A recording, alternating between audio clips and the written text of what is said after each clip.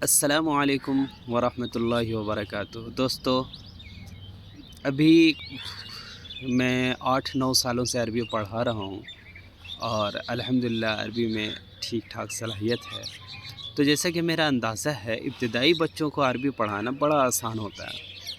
میں بہت کم سمے میں ابتدائی بچوں کو عربی پڑھا سکتا ہوں، لیکن ابتدا سے جب بچے آگے بڑھتے ہیں تو انہیں عربی پڑھانے میں بڑی دشواری پیش آتی ہے، کیونکہ ہم انہیں اب کوئی اصول قواعد رٹوانے نہیں ہوتے ہیں، ان کی زبان کھلوانی ہوتی ہے اور ان کی عربی رواں کرنی ہوتی ہے اور ان کی غلطیاں درست کرنی ہوتی ہے۔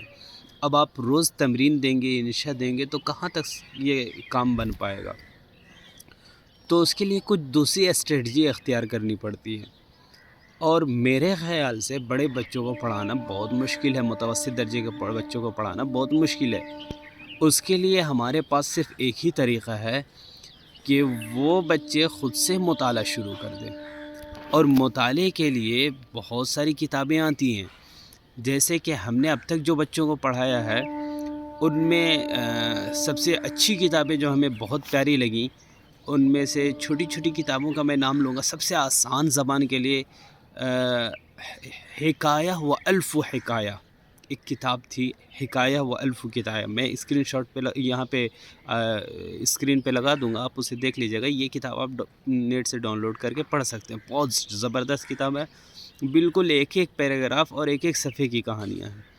اس کے علاوہ آپ حدیث المساء پڑھ سکتے ہیں، حدیث الصباح پڑھ سکتے ہیں۔ ادہم الشرقاوی ایک فلسطینی رائٹر ہیں، اور ایک ایک صفحے میں انہوں نے ایک ایک 1.5 صفحے میں بہت شاندار کہانیاں لکھی ہیں، اور بہت مزہ آتا ہے پڑھ کر کے، اور بہت قیمتی باتیں بھی معلوم ہوتی ہیں۔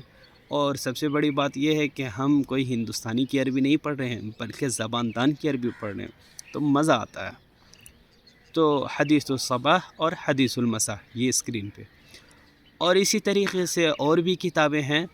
جب آپ تھوڑے سے اور آپ کی صلاحیت اور اچھی ہو جاتی ہے تو آپ پڑھ سکتے ہیں نظریۃ الفستق، اچھی کتاب ہے، مزیدار کتاب ہے، مزہ آ جائے گا۔